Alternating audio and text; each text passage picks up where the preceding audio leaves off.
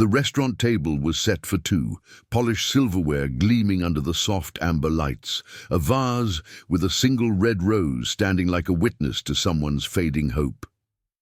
Daniel sat there, staring at his reflection in the half-empty glass of water, wondering for the 10th time if he had been foolish to believe in blind dates again. Around him, laughter floated from other tables. Couples leaned close, eyes glowing with connection, but his table remained painfully silent, an island of disappointment in a sea of romance. His phone screen glowed with the time. 7:45 p.m. She was 45 minutes late. Maybe she wasn't coming at all. If you believe in kindness, second chances, and stories that heal the heart, please take a moment to like, comment, share, and subscribe to Kindness of Americans. Your support helps us share more stories that remind the world what compassion truly means.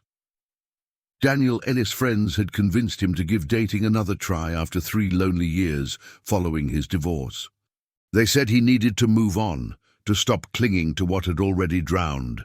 But moving on was like learning to breathe underwater, impossible and suffocating all at once. His marriage had ended not with betrayal, but silence. Too many unspoken words, too many nights of quiet resentment. The love had faded like a sunset that no one noticed was happening until the sky turned dark. Since then, Daniel's life had been a slow drift between work, take-out meals, and the cold comfort of routine. When his co-worker set him up on this blind date, he had reluctantly agreed, more out of politeness than hope, but hope was cruel. It made you sit in expensive restaurants wearing your best shirt, pretending not to check the door every few seconds. The waitress had come by twice to ask if he'd like to order. He told her he was waiting for someone. By the 3rd visit, her smile had turned sympathetic. Pity, he thought, was worse than loneliness. The minutes dragged on. He stared at the rose on the table, wondering if he should just leave and tell himself it didn't matter. That's when he noticed movement near the entrance. A tiny girl, maybe 6 or 7 years old, wearing a pink coat and holding a small purse too big for her hands. Her brown curls bounced as she hurried past the hostess stand, scanning the tables like she was searching for someone. Then her wide eyes landed on him. Without hesitation, she walked straight up to his table, clutching the purse against her chest. "Are you Daniel?" she asked softly, her voice trembling but polite. For a moment he couldn't find words. "Yes," he finally managed, though confusion tangled every thought. The little girl smiled, shy and serious at once. "My mummy's sorry she's late," she said. "She told me to tell you that." And just like that, the air shifted. Before Daniel could respond, a woman appeared behind the girl. Breathless, flustered, cheeks flushed from the cold. She was beautiful, but not in the effortless, polished way he'd expected. Her beauty was warm, imperfect, alive. She had eyes that looked like they'd seen too much pain, but still chose to be kind. "I'm so sorry," she said quickly, placing a gentle hand on the little girl's shoulder. "There was a delay with the babysitter, and then the car—" She stopped herself, realizing she was rambling. "This is my daughter, Emma. I didn't want to leave her with someone she doesn't know, so I brought her." Daniel blinked, still absorbing the strangeness of the moment. His disappointment had been so heavy a minute ago, and now it melted into something softer, something unexpected. "It's okay," he said quietly. "I'm just glad you came." Her name was Lily. She worked as a nurse at a local children's hospital. Life, she explained, hadn't gone the way she planned. She'd been a single mother since Emma was 2. The father left when he realized responsibility wasn't something he could love. She wasn't looking for sympathy, just understanding. Daniel found himself listening more deeply than he had in years. Maybe it was the sincerity in her voice, or maybe the way she let her guard down without trying to impress him. Emma sat beside her, drawing on a napkin with crayons the waitress brought over. As the evening unfolded, something began to thaw inside Daniel. The laughter came easily, not forced or polished. He told her about his work as an architect, about the house he'd never finished building after his divorce. She shared stories from the hospital, stories of sick children who smiled through pain, of parents who taught her what courage meant. Somewhere between the appetizer and dessert, time forgot to move. But as Emma fell asleep against her mother's arm, Daniel saw a shadow cross Lily's face. It was the look of someone who carried too much alone. She admitted that she didn't go on dates because she was afraid of being judged.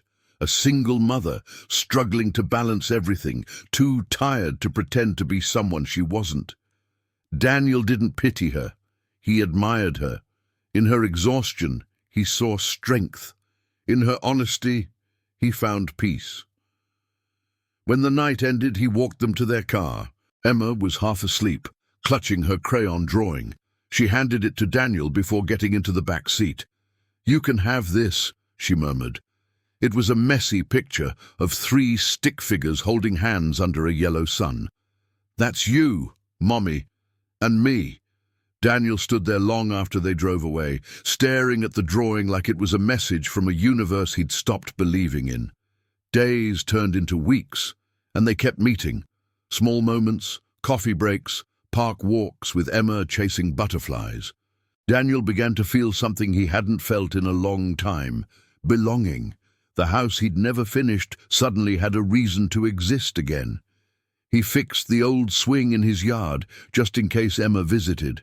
He started sketching designs for a hospital garden after hearing Lily talk about how children needed beauty to heal. Slowly, without realizing it, he was healing too. Then, one day, Lily didn't show up for their usual Sunday picnic. No text, no call. Daniel waited, heart tight with worry. The next morning he received a message, not from her but from the hospital. Lily had been in a car accident. A drunk driver had run a red light. She was alive, but in critical condition. Daniel rushed to the hospital. The waiting room smelled of antiseptic and fear. Emma sat there with her aunt, clutching a stuffed bear, eyes swollen from crying. When she saw Daniel, she ran to him and buried her face in his coat. "Mummy's sleeping," she whispered. "They said she might not wake up." For hours, he sat by her bedside, holding her hand, whispering prayers he didn't even know he remembered. Machines beeped softly, the rhythm of hope and despair. He told her stories, as if his words could bring her back. Stories about the restaurant, the napkin drawing, the house still waiting for laughter. And then, sometime near dawn, her fingers twitched. Her eyes opened weakly, and she smiled. Weeks of recovery followed. Daniel stayed through it all.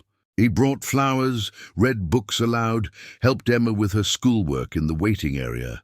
Love wasn't dramatic, it was quiet devotion. When Lily finally came home, she found the unfinished house Daniel had once abandoned, now painted, repaired, alive. On the porch hung Emma's drawing, framed carefully, the 3 stick figures still smiling under the yellow sun. Months later, that same porch became the setting for something beautiful. Daniel knelt down, not with a ring, but with a simple promise: to build a family, not out of perfection, but out of patience, faith, and kindness. Lily cried, not because she was surprised, but because she finally believed she was worthy of being loved again. Their story wasn't perfect. There were still bills, long nights, tears, and fears. But there was also laughter, shared meals, bedtime stories, and the kind of happiness that grows from gratitude. Sometimes love doesn't arrive with fireworks or grand gestures. Sometimes it walks in quietly, holding a little girl's hand and saying, "My mommy's sorry she's late." If this story touched your heart, please like, share, and subscribe to Kindness of Americans. Your support helps us bring more real emotional stories to the world, stories that remind us love still finds its way, even when we least expect it.